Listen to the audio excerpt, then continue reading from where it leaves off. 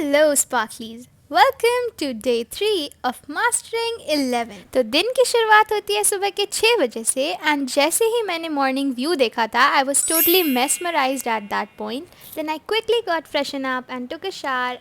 ना अभी 7:05 हो रहा है एंड मैं अभी पढ़ने जा रही हूँ। Firstly I am starting with anatomy of flowering plant. I think I should study till the tissue part and उसके बाद शायद मैं कल कंटिन्यू करूँ बिकॉज एक ही बार में सारे इन्फॉर्मेशन को याद करना is tough. Just look at the view of my study table, aesthetic na? So botany was done till the complex permanent tissue. Then I had to revise photosynthesis and also had to complete the notes of it because I was absent. Then after revising photosynthesis till the absorption spectrum, I did some question from module. तो ये सब करते हुए 9:45 हो चुका था. Then I had my breakfast and a break of 45 minutes. Then after breakfast, it was the time for my favorite subject, which is physics.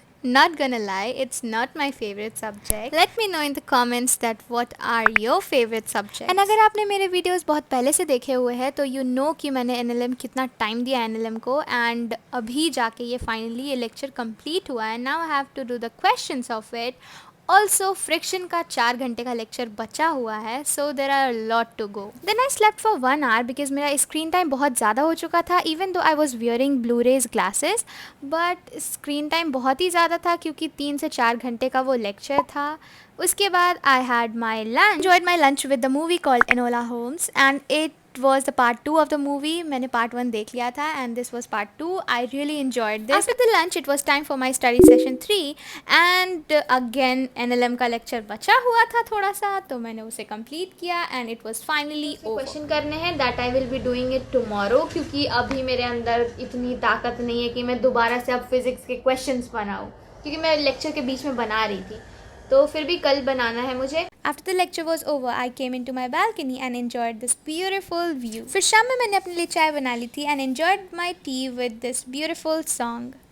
So what I am thinking is to watch Animal Kingdom part और उसे मैं पढ़ लूँ आधा कम से कम complete कर लूँ क्योंकि बायो ज़्यादा सही है as compared to all the other subjects. After all these things, it was time for Animal Kingdom's revision and I studied that chapter from Samapti ma'am's lecture. And she's literally so good. मतलब वो जो भी चीज़ समझाती है ना वो आपके mind में एकदम बैठ जाता है, आप चाह कर भी उसे भुला नहीं सकते.